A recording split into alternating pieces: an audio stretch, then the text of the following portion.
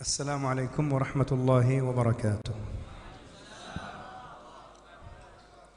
بسم الله ما شاء الله لا يسوق الخير إلا الله، بسم الله ما شاء الله لا يصرف السوء إلا الله، بسم الله ما شاء الله ما كان من نعمة فمن الله، بسم الله ما شاء الله لا حول ولا قوة إلا بالله.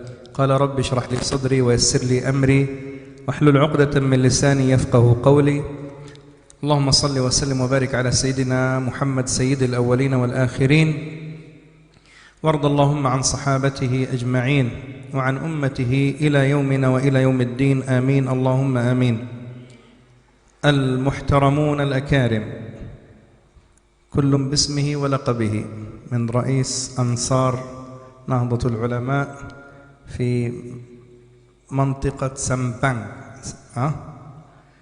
الأسامي كثيرة، لكن إن شاء الله لأنه لو نريد نتحدث بالاسم ما حفظنا بعد.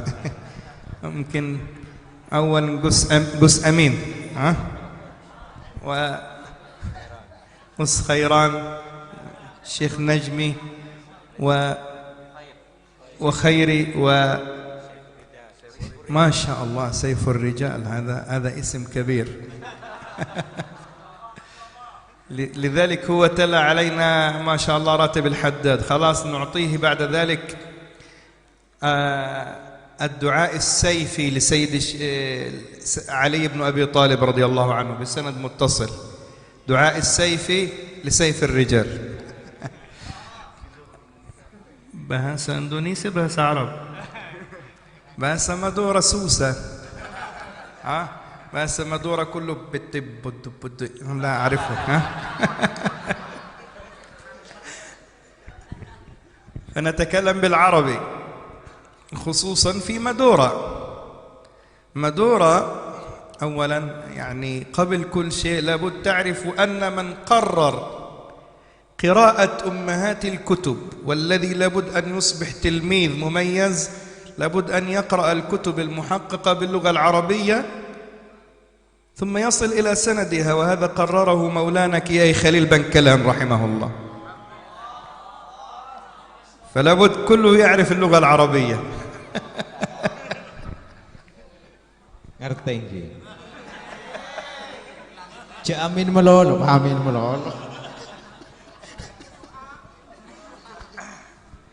Beliau adabu sebutan kaula mulyaki, para alim ulama, para kiai, para gus, dojana saya tak bisa nyebuti asmana situng bersitung jepon. Langsung bisa os ke inti saya debuaki sarang beliau bahwasanya eneng Madura gak ditoh ada jasa Syekhana Muhammad Khalil bin Abdul Latif Bangkalan.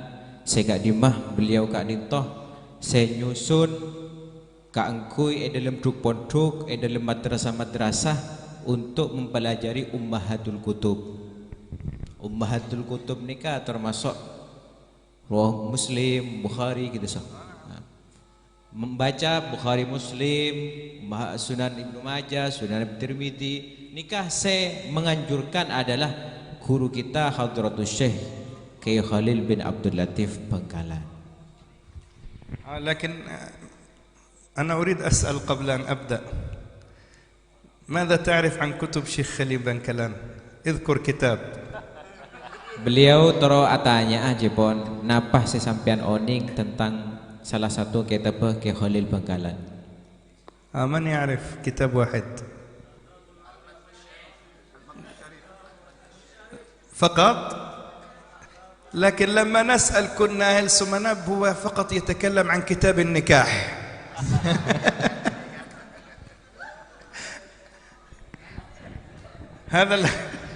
هذا المحفوظ. صحيح يا مولانا؟ فقط يعني هذه للممازحة والمداعبة. Tapi saya Sumenep nikah cepon seoning kun kitab situ. Nyaman kitab an-nikah. Mun selain tak oning. السلاح في كتاب النكاح. أيوة هو حفال كتاب السلاح في صلوا على النبي محمد. اللهم صل وسلم وبارك عليه. حقيقة عندما يجلس الإنسان منا بين هذه الثلة الطيبة الطاهرة من شباب نهضة العلماء الأنصار، والذين إن شاء الله نتمنى أن تصبحوا بعد ذلك من كبار النهضة، يفتخر أن هذه الحركة الدينية التعليمية ظلت قائمة منذ القرن ال19 حتى الآن، بل وتزداد قوة ومتانة. ما من حركة سياسية أو حركة اجتماعية تقوم إلا وبعد مدة من الزمن تهرم وتشيخ ثم تذهب وتأتي حركة أخرى. لكن نهضة العلماء بحمد الله أكثر من 100 سنة وهي ما زالت راسخة متينة قوية، مجددة للدين ولتعاليم الدين، مجددة أيضا لقيم التسامح والوسطية والاعتدال. وهذا يبين أن ما كان لله دام واتصل، وما كان لغير الله انقطع وانفصل. اللهم صل على محمد. Cek lancongan nih Kang.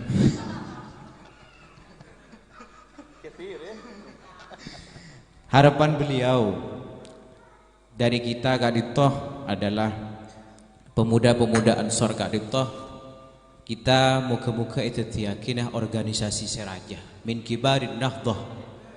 Dari kini mulai dari Ansor, kemudian dari apa boleh, atas boleh, NU dan seterusnya sampai PBNU, muka-muka nikah jaga sareng Allah Subhanahu wa taala. Intinya nikah. Kemudian organisasi kita Kak Diptoh berdiri sejak qarn kam 19 abad ke-19 sampai semakin lebih dari 100 tahun kata beliau. Eling celingaki debun beliau mun bada harakah sia-sia, kemudian ketika berorganisasi saya berbau politik, kemudian harakah dinia nikah ampol di budina tak terus, tapi jamiah kita nikah alhamdulillah sampai semakin eksis nan deaki Kak Diptoh barokah dan deaki jak jamiah Kak Diptoh oleh barokahna para muassis dan oleh barokahna Gusti Kanjeng Nabi Muhammad sallallahu alaihi wasallam. Kullama maka lillahi dama wattasal, setiap sesuatu yang karena Allah Subhanahu wa taala akan terus berlanjut dan terus bersambung, dan sesuatu apapun yang tidak karena Allah Subhanahu wa taala akan terputus dan akan sirna. وهذه الجمعية المباركة نهضة العلماء، أنا حسب قراءتي في مصر ليس في أندونيسيا أتحدث وما هو نظر العالم الإسلامي من أهل السنة والجماعة إلى النهضة. أنا أتحدث عن هذه النظرة الإسلامية الخارجية عن النهضة. نهضة العلماء يكفيها شرف، وخصوصا نحن في مدورة، أن بادئ أمرها وأول بركتها أنها كانت الولادة الأولى لنشأتها في مدورة، عندما أخذت البركة من شيخنا خليل بنكلان بالسبحة والعصا إلى كياه أسعد، إلى كياه شمس العارفين. كياه شمس العارفين أصله مدورة إنكي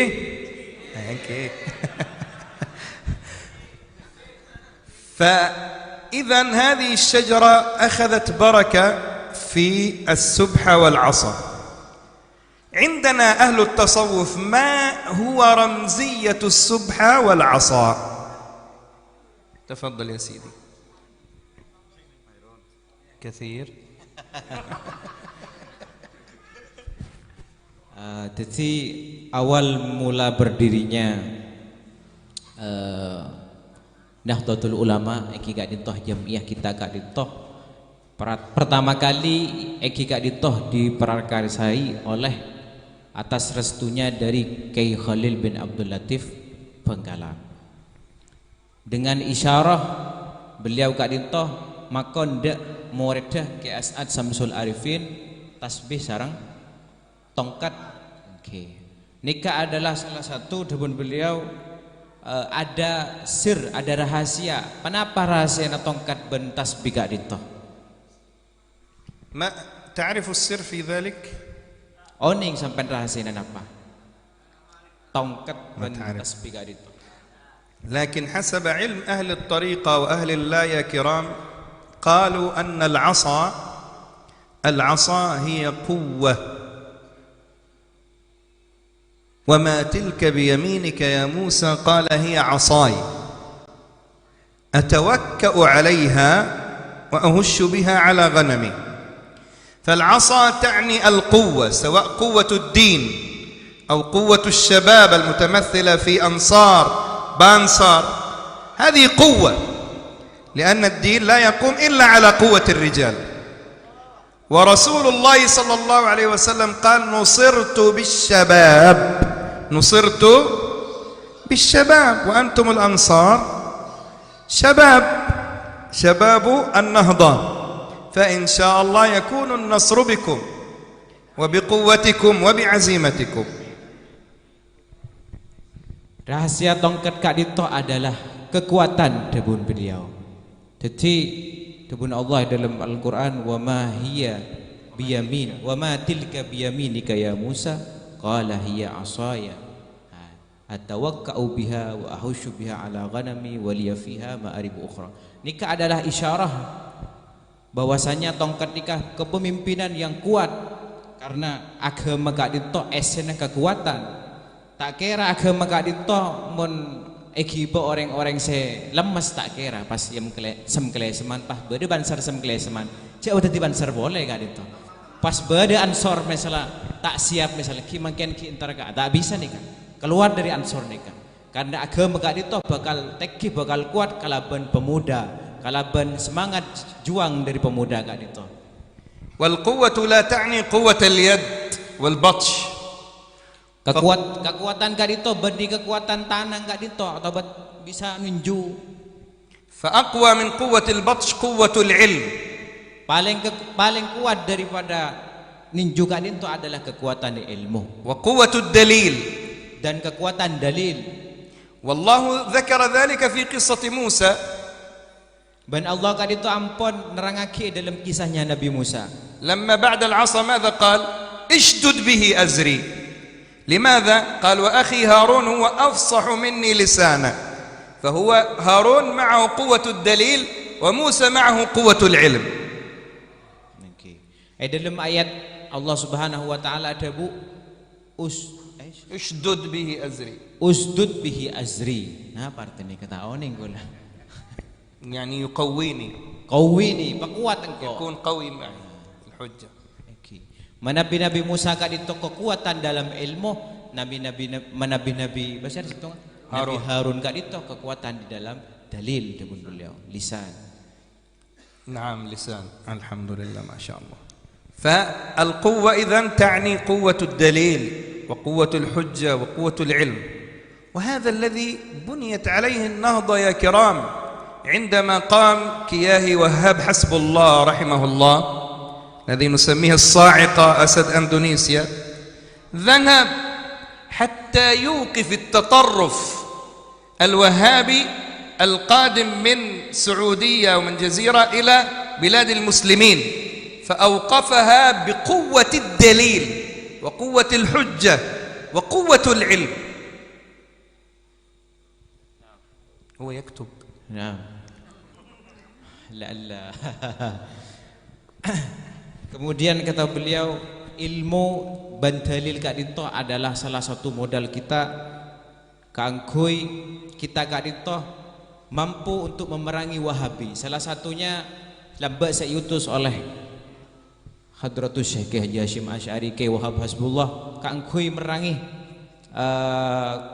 orang-orang Wahabi lambat seandainya tak ada jasa dari Ki Wahab Kak Dinto, yaktena tak ada semakin kita ajaran ahlu sunnah wal jamaah.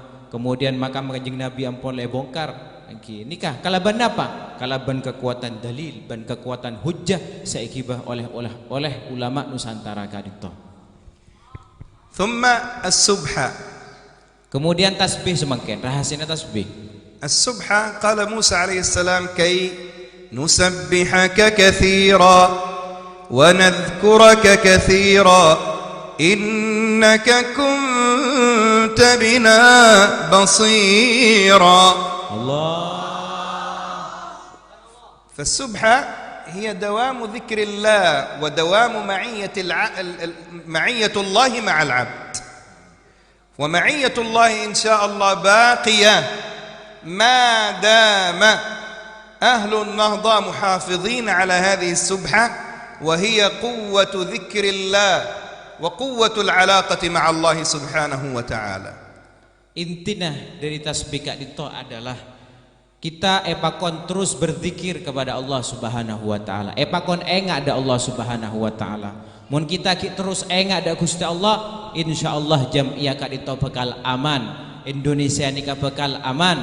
Kalaban kita nikah terus di hubungan alaqah kalaban Allah Subhanahu wa taala. وأنا هنا أتحدث عن قصة يعني حدثني إياها مرة كياهي عزائم إبراهيمي الله يعطيه الصحة والعافية.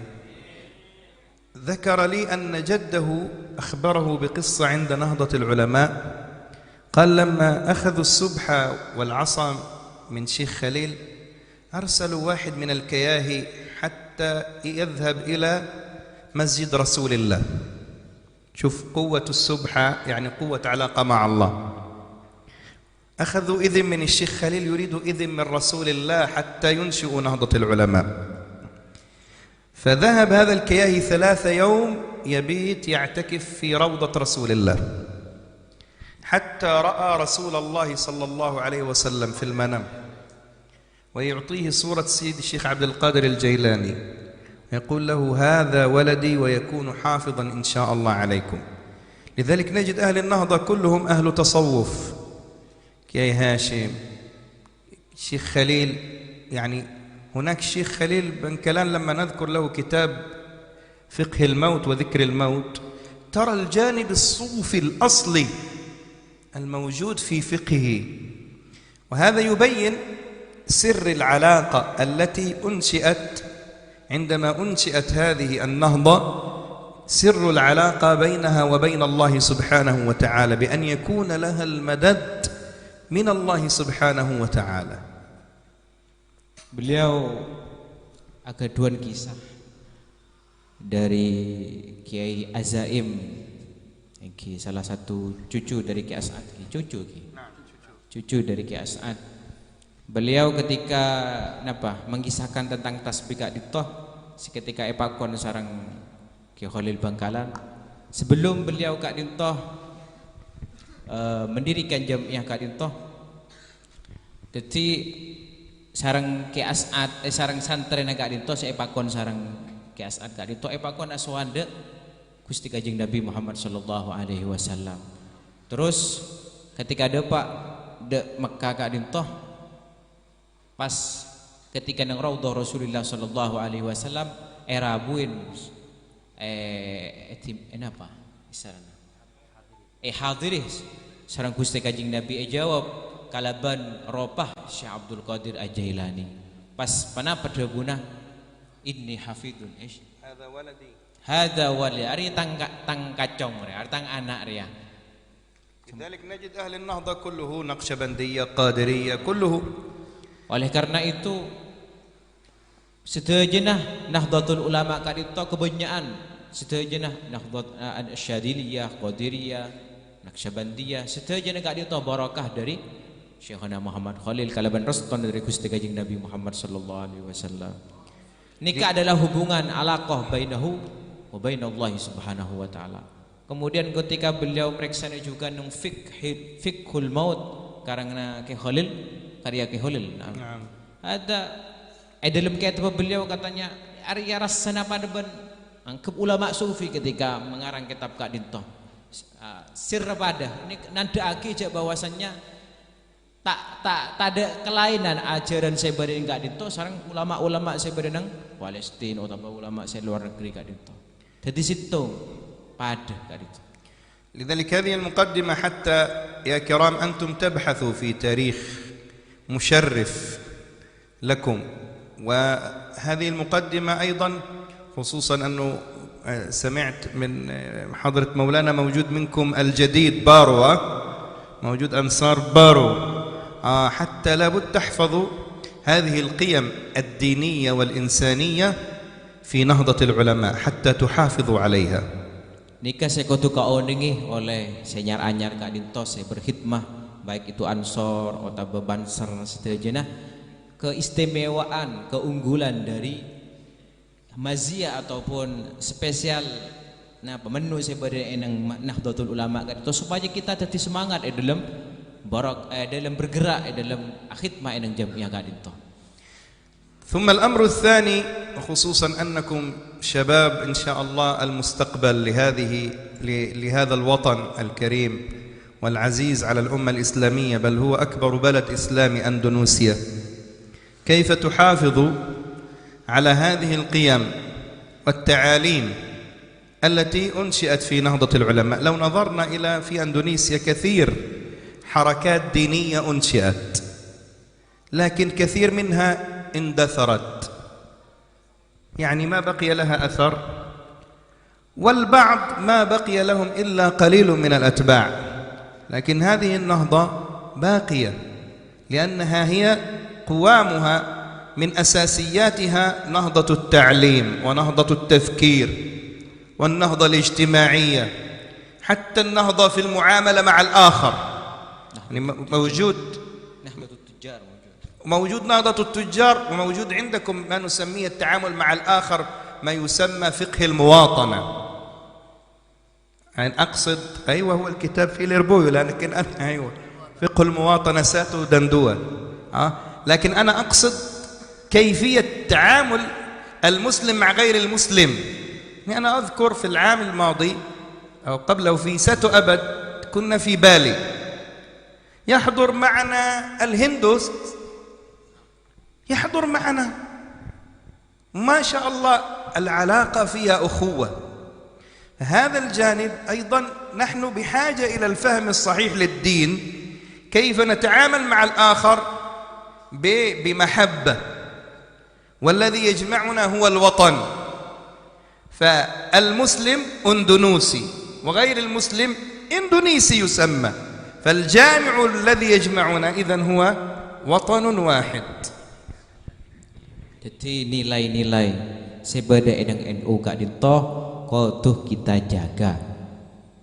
Kudu kita jaga. Kita di dalam NU ni lampun lengkap. Bangkit di dalam perekonomian, bangkit di dalam taklim, belajar, bangkit di dalam segala bidang aspek napa sao sebeda nang sampean bisa kita kembangkan dengan jamiah Kak Dinto. Mun ajeling nang jamiah selain debon beliau nikah bisa abid masjid kiri jen tada ni ketapi jamiah kita nikah sampai semakin bedah dan deaki jamiah Kak Dinto selakar lakar barakah ongku. Okay. Kemudian ketika beliau suatu saat hadir enang muktamar walaif nang Bali satu abad enang Kak Dinto beliau ajeling cara berkomunikasi antara Islam dan non Islam satu abad kedua NU Kak Dinto dihadiri oleh sebagian dari Cina, sebagian dari Hindu. Nikah mun kita bagi pemahaman kita dangkal akan ilmu Arya non Islam ria. Masa kita NU pas berkomunikasi kalaban reng kafir. Napa debon beliau kita disatukan dengan cinta eneng Kak Dinto. Neng NU nikah yang dibesarkan adalah rasa cinta. Nah, boleh cinta hubbul watan kan, hubbul watan minal iman. Nikah salah satu yang menjadi NU Kak Dinto raja. Saya Muslim, saya Hindu bersatu karena cinta tanah air dengan beliau.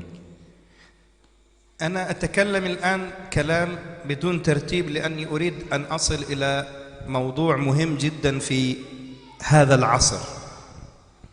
Debun beliau abdina yang gak dinto tak ada bu secara tertib. Tapi poin saya bekal ada buakin sepenting enang masa semakin nikah beda itu.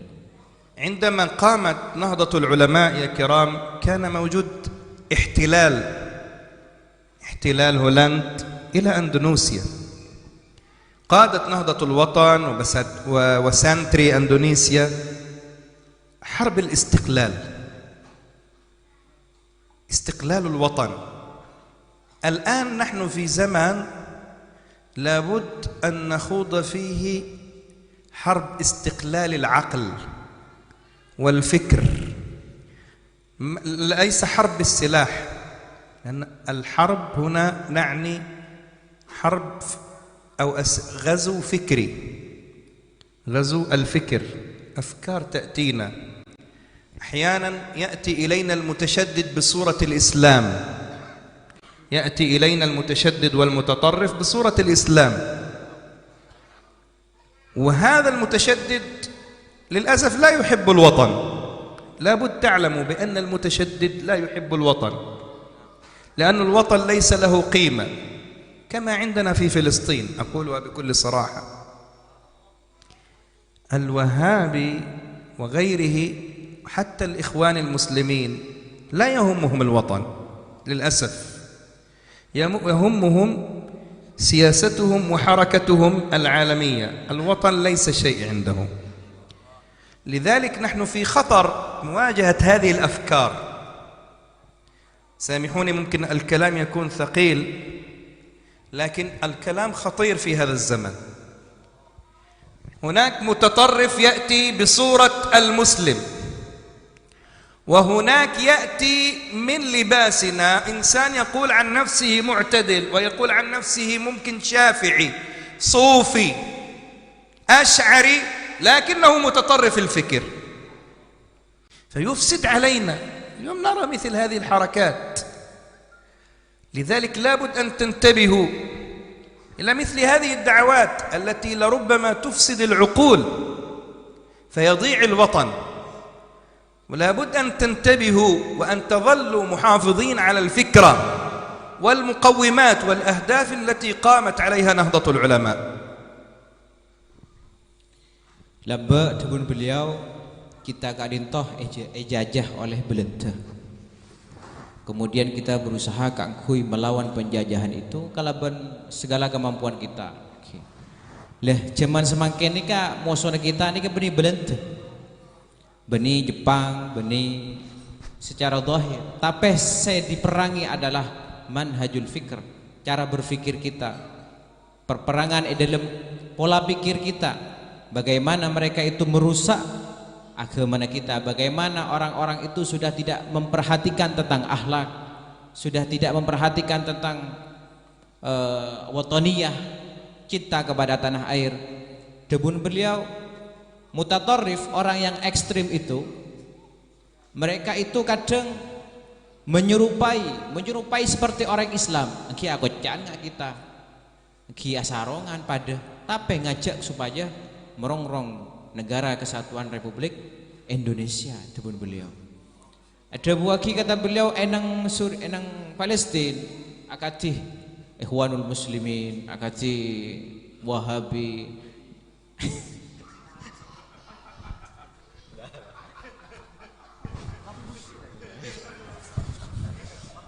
موجود فيديو إن شاء الله حركة شباب هذا. لا نحن ما نتحدث بالأسماء هنا أحسن. لا نتحدث بالأسماء. Nah, mereka kapi bertopeng Islam, tetapi sejatinya mereka nikah tak senang de agama, tak senang de negara gak dintoh. Engok-congok debun beliau diteliti, sedajana yang mutatarrif itu, yang ekstrim itu tidak suka kepada tanah airnya. Siasah mereka, politik mereka itu alamiah.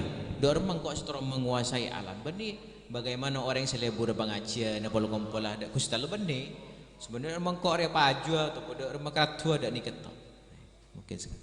إذن لابد أن نحافظ على الفكرة والأهداف، هذا واحد. الأمر الثاني كيف نحارب هذه الأفكار؟ هل نحاربها بالسيف بالقتال؟ لا، نحاربها يا كرام قال لا يواجه الفكر إلا بالفكر. سيدنا ومولانا العارف بالله سيدنا الشيخ محمد متولي الشعراوي رحمه الله، لما كان أهل التكفير والهجرة في مصر ووضعوا في السجون وبعض المكفرين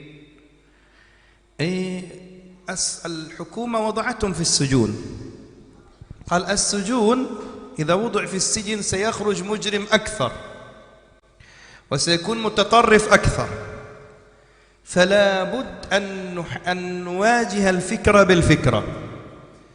فوضعت المناظرات، ببركة هذه المناظرات بين أهل السنة بمنهج سيد الشيخ الشعراوي كثير من هؤلاء المتطرف رجع إلى حقيقة الإسلام ووسيطية الإسلام والاعتدال.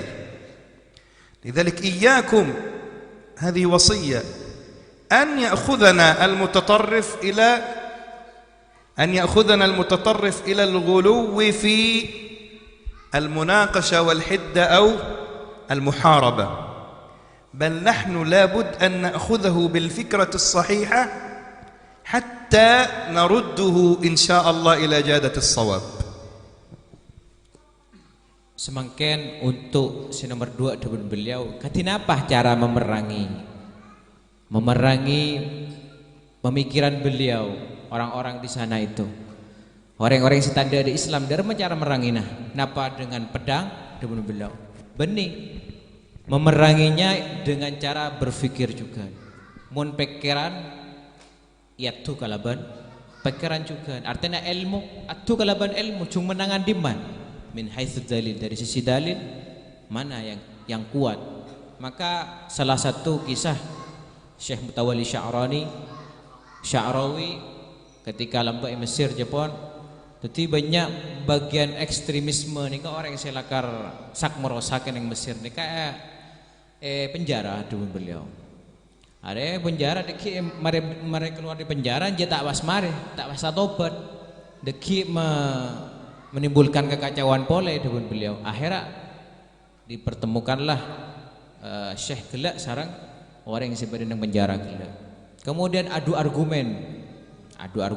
Akhirnya banyak saya masuk kembali pole, hijrah pole, kembali kepada agama yang benar. Iki kadin ta'al Islam ben Islam saya moderat, Islam saya tasamuh. Akhirnya barokana beliau kadin perang kalaban pikiran, kalaban ilmu. فهذه الحماسة عند الشباب لابد أن نوجهها إلى طريقها الصحيح. حماستنا في النهضة لابد أن نوجهها إلى الطريق الصحيح، وهي كيف نأخذ الآخر إلى جانبنا وألا يكن في الجانب الآخر، كيف نأخذه إلى جانبنا بدعوته إلى ورده إلى جادة الصواب.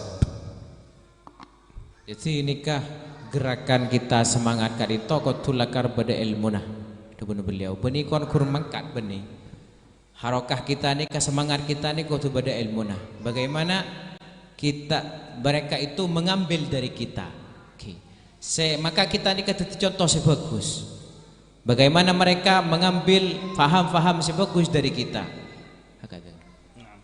نأخذ منا صح يأخذه إلينا ويعود إلى جانبنا ويصبح بجانبنا بدل أن يكون متطرف يصبح بعد ذلك من أهل الوسطية والاعتدال. Seawalnya gelak keras lah kencang meloloh, maka ketika kita dekati dengan pendekatan kalaban segelak saya dubuaki kalaban ilmu kalaban dalil dikit lama-lama akan menjadi moderat menekan sama. ولا يكون ذلك إلا بالدعوة الحسنة. Bentak kira sukses gak dintok kecuali kalaban penyampaian dakwah sebagus tu beliau. ادعو إلى سبيل ربك بالحكمة. إندونيسيا بالمناسبة دخل إليها الإسلام في القرن الأول الهجري، وأول منطقة دخل إليها أتشي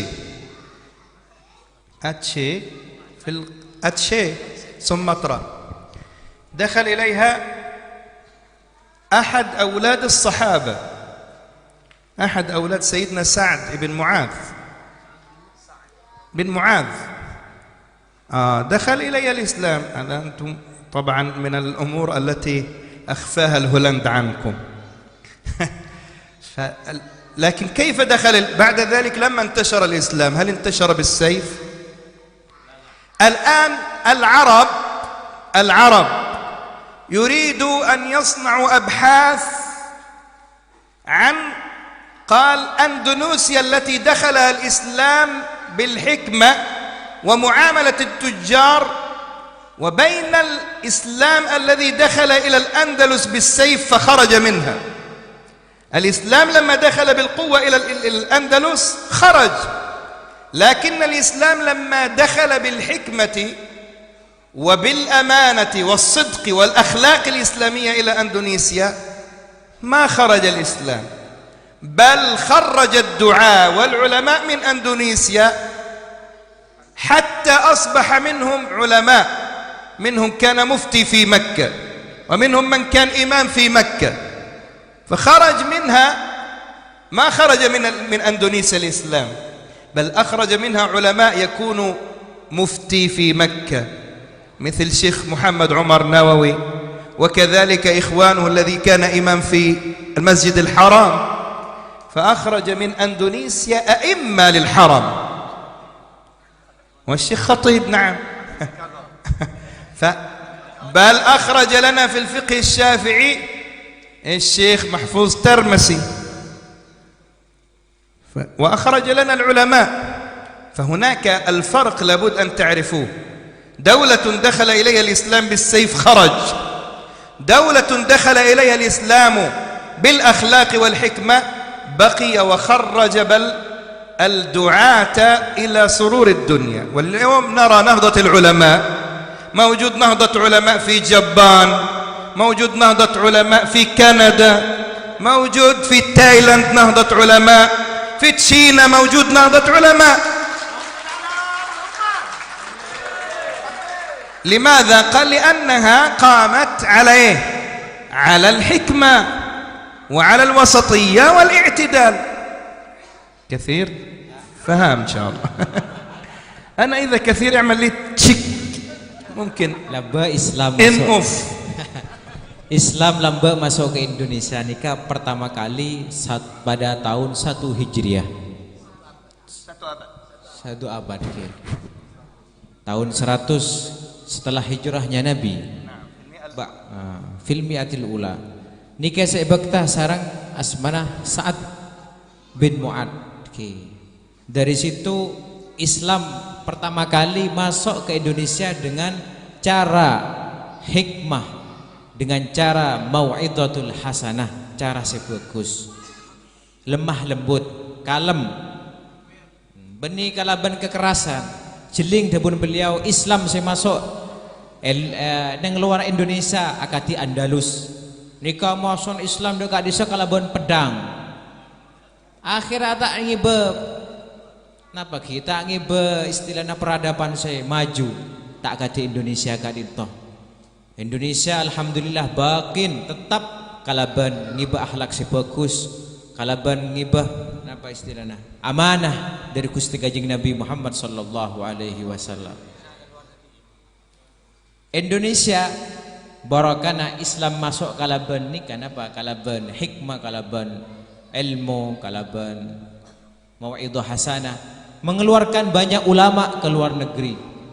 Nang Mekah ni banyak mufti seperti Umar Al-Bantani, Syekh Nawawi Al-Bantani, kemudian Syekh pun tak kira khatib ada kat dito Al-Minangkabawi.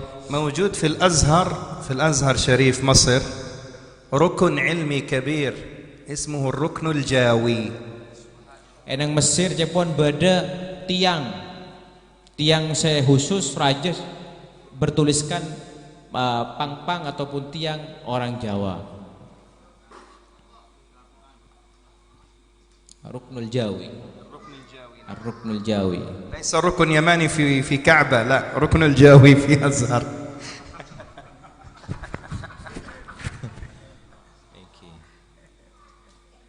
Oh khalas. Jadi nang Azhar Kak Dito beda دخل الأندلس خرج دخل أندونيسيا ما خرج نهضة العلماء بالحكمة موجود في كندا في تشيلي. خلاص فهمتم كلهم يا حبيب. شوف هذا مسكين ممكن باسمك اللهم أحيا باسمك أموت mungkin ما فهم. Jadi dengan akhlak sebagus Kak Dito, Islam ala manhaj ahlus sunnah wal jamaah menyebar ke seluruh seantero dunia. Kalaban barokana nikah, kalaban barokana akhlak sebagus Kak Dito. Boleh nang China, boleh nang kimo boleh Kanada, boleh nang Amerika, Thailand. Nikah semuanya berde PCI khusus nang Kanada, nang Belanda, berde PCI. Pak PCI apa? Pengurus cabang istimewa. Nang Yaman berde juga pengurus cabang istimewa Yaman. Nikah berarti luar biasa kalau manake Khalil nikah. Bani ulama kau ke kita ulama kita nikah. Min ziyadati. ما في مشكلة. يعني أنا عرفت أن نهضة العلماء منتشر قبل شهر جاء عندنا ضيوف من كندا إلى البيت ويريد نخرج إلى كندا للدعوة. قلت لهم أنا بس فلسطين ممكن إن شاء الله إذا أنا ورقة نجارة أندونيسيا أخرج. ففي نهضة العلماء أنا أكلم دكتور فخر الرازي وكيل قال لي موجود عندنا نهضة العلماء في كندا إذا قلت ما شاء الله. قال موجود نهضة العلماء في كندا في أوزبكستان في الصين في كوريا في ما شاء الله. هذا إذن انتشار حتى بعض المشايخ من النهضة يقول نريد يتصلوا في بدء الحرب على غزة قالوا نريد يكون لنا مكتب للنهضة في فلسطين. قلنا لهم إن شاء الله بعد حرب. أمين أمين أمين. لأنه أنا ما أقول هذا للرياء والنفاق يا كرام. لما مولانا يتلو راتب الحداد أنا وهو يتلو تذكرت أمر إسرائيل والوهابي نزعوا منا الروحية التي كانت موجودة. يا الله. الإمام الغزالي كان موجود وكان المسجد الأقصى محتل من قبل الفرنج. كتب كتاب إحياء علوم الدين. كتاب إحياء علوم الدين أحيا الشيخ عبد القادر الجيلاني لأنه تلميذ من تلامذة الشيخ الغزالي. مدرسة التصوف والأوراد الشيخ عبد القادر الجيلاني أوجدت صلاح الدين الأيوبي ونور الدين زنكي الذين حرروا المسجد الأقصى. والآن لما كان يتلو الراتب أنا أقول لعل أهم أمر نحن في فلسطين بحاجة إليه أن تقوم الأوراد والصلوات والأذكار وتلاوة ياسين والتهليل والتكبير فهي بمثابة أعمال صالحة تصعد إلى الله فينزل علينا الأحوال الصالحة.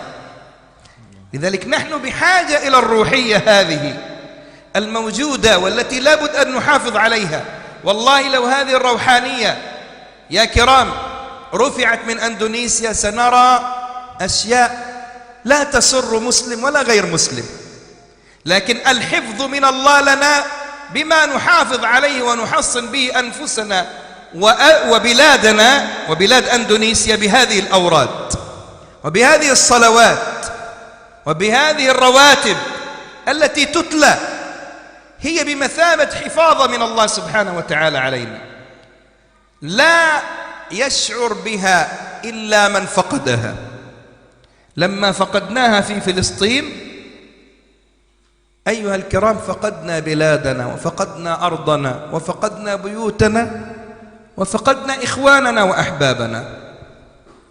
Jadi ruhaniyah sebeda enang Indonesia Kak Dito, ruhaniyah zikir, ruhaniyah salawat, ruhaniyah maus yasin tahlil nikah menjadi sebab Indonesia nikah aman, tenang, terjaga dari segala bencana. Lambek beliau semakin menceritakan semakin enang Palestina. Lambek nikah ruhaniyah nikah bedah neng Kak Disah. Ketika Al-Wahabi ataupun firqah-firqah selain se-ekstrim gelak mencabut arwah nikah ruhaniyah kak dito, maka sebab ancorah napa negara ancorah taklim ancorah ben semacam Syekh Abdul Qadir Al-Jailani nikah adalah salah satu menghidupkan amaliyah dari Ihya Ulumuddin iki kak dito Al-Imam Al-Ghazali radhiyallahu an. Jadi gurunah pertama kali Al-Imam Al-Ghazali, kemudian terusaki sareng murid iki kak dito Syekh Abdul Qadir Jailani nikah ruhaniyah lambak badi kak disa tapi semangken ampun sobung nikah jaga debun beliau cek sampai nilai-nilai kak dito hilang dari bumi Indonesia. Beliau gelak ketika mau sareng Ustaz Saiful Rijal debuna engkau rindu akan seperti ini debun beliau lampu disere ngari ngapi tapi kelompok-kelompok itu yang bisa menyebabkan negara kita ini keamburadul. لذلك حتى الكلام كثيرة lanjut ما شاء الله حماسة.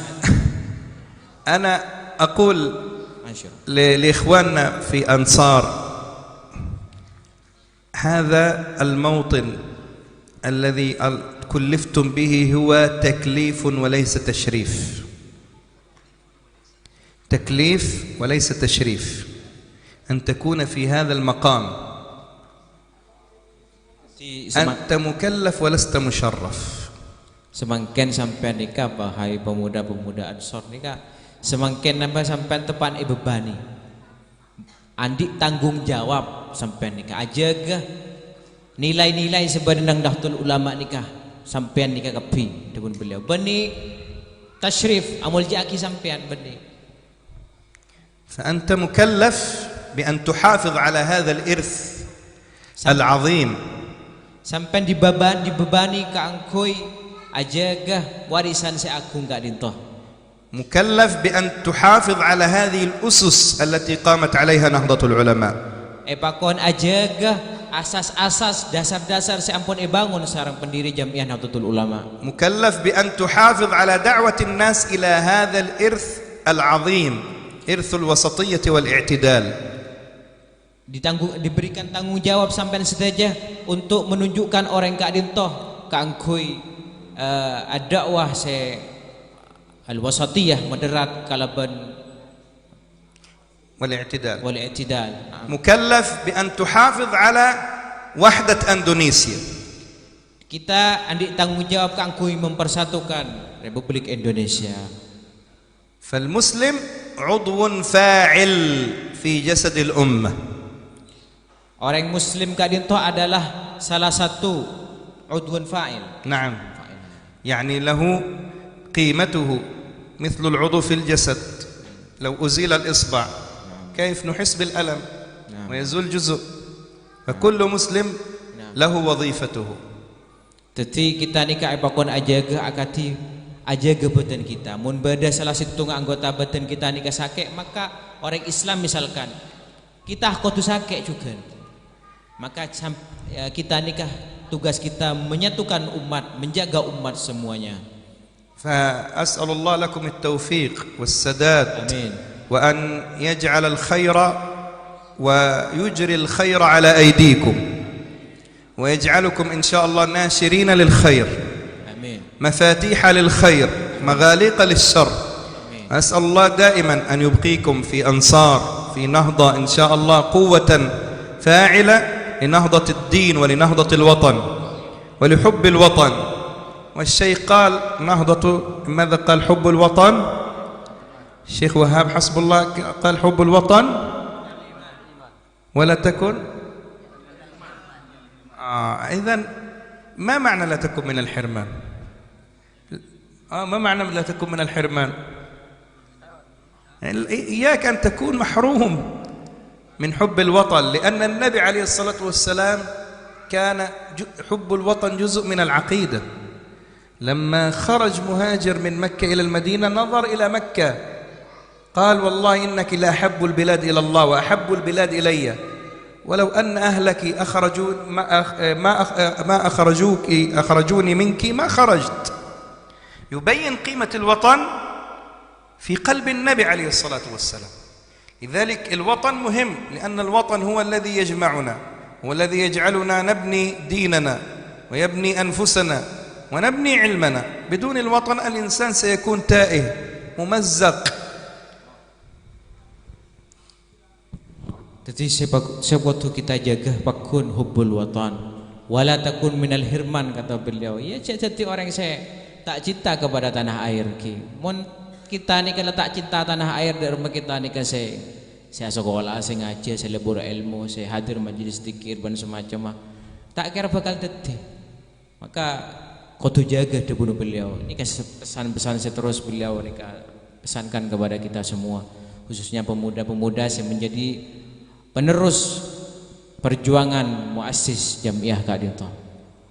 فأسأل الله يا كرام أن تكونوا دائما عند حسن ظن إخوانكم في أنصار، وتكونوا إن شاء الله على قدر المسؤولية، خاصة الجديد، وأن يبقيكم إن شاء الله في صلاح، ويجعل أندونيسيا إن شاء الله بلدا آمنا مطمئنا سخاء رخاء، ويحفظ أندونيسيا خاصة وبلاد المسلمين عامة، ويحفظ إخواننا وأهلنا في فلسطين وفي غزة، ويكتب لهم النصر والعزة. نسأل الله تبارك وتعالى أن يحفظ أولادنا ووالدينا في غزة وإخواننا وأصدقائنا، ويحفظ المسجد الأقصى من دنس اليهود، وأن يجعل هذه البلد أندونيسيا إن شاء الله بلدا منارة للخير، مدافعة عن الخير، محبة للخير. سامحونا على الإطالة، أنا كنت أريد أن أقول كلمة أخيرة لكم. كنا نفرح لما نجد في غزة رغم الحصار نجد ما شاء الله في توزيع المساعدات موجود في الخلف نهضة العلماء.